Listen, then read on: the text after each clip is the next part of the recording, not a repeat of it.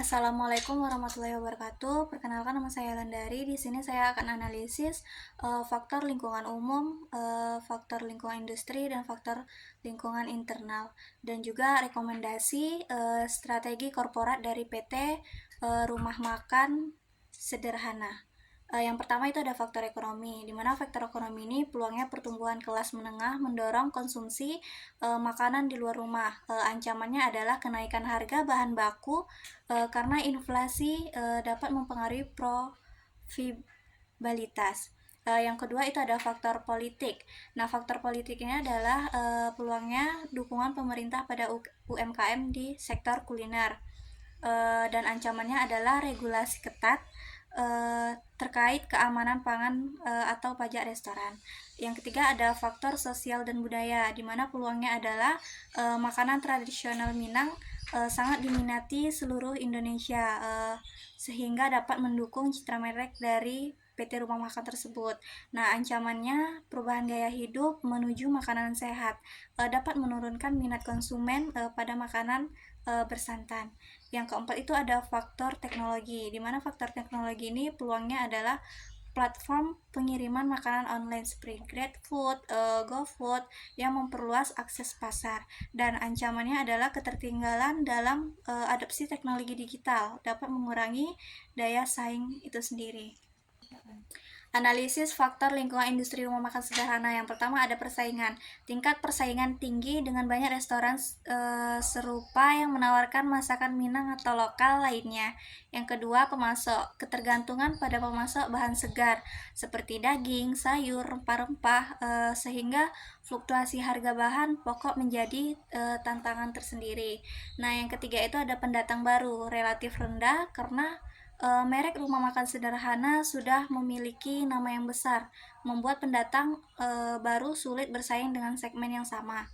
Yang keempat itu ada produk pengganti, tinggi karena konsumen memiliki banyak pilihan makanan lain, seperti fast food, makanan sehat, atau street food. Nah, yang kelima itu ada pembeli. Pembeli adalah kekuatan yang sedang hingga tinggi, karena konsumen dapat dengan mudah beralih ke restoran lain jika layanan atau rasa tidak memuaskan dalam memberikan pelayanan. Yang ketiga itu ada analisis faktor internal dari rumah makan sederhana. Yang pertama itu ada kekuatan citra merek, terkenal sebagai restoran masakan Minang berkualitas dengan rasa otentik. Yang kedua, jaringan luas, banyak cabang di seluruh Indonesia memudahkan akses konsumen. Yang ketiga ada skalabilitas, yaitu model bisnis franchise memudahkan ekspansi. Yang kedua itu ada kelemahan. Yang pertama, ketergantungan pada pemasok fluktuasi harga bahan baku dapat mempengaruhi biaya produksi. Yang kedua, ada keseragaman layanan, konsistensi rasa dan layanan di cabang yang berbeda yang akan menjadi tantangan.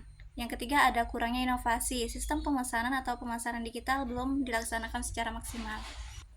Yang terakhir itu ada rekomendasi strategi korporat dari rumah makan sederhana. Yang pertama ada ekspansi pasar, buka cabang baru di lokasi yang strategis seperti mall, rest area, atau kota kecil. Yang kedua ada diversifikasi produk, tambahkan menu sehat atau modern sehingga dapat menarik konsumen itu sendiri. Yang ketiga ada digitalisasi, gunakan aplikasi pemesanan secara online dan melakukan promosi di media sosial. Yang keempat ada standarisasi layanan, latih karyawan untuk menjaga kualitas rasa dan layanan seragam di semua cabang. Yang kelima ada efisiensi rantai pasokan, jalin kontrak jangka panjang dengan pemasok untuk menstabilkan biaya bahan baku. Yang keenam ada program loyalitas, berikan diskon atau promo spesial kepada pelanggan. Yang ketujuh ada penguatan branding, tonjolkan keaslian masakan Minang dan ikut serta dalam festival kuliner. Dan yang ke-8 ada kolaborasi kerjasama dengan platform lainnya dan rumah makan lainnya. Terima kasih.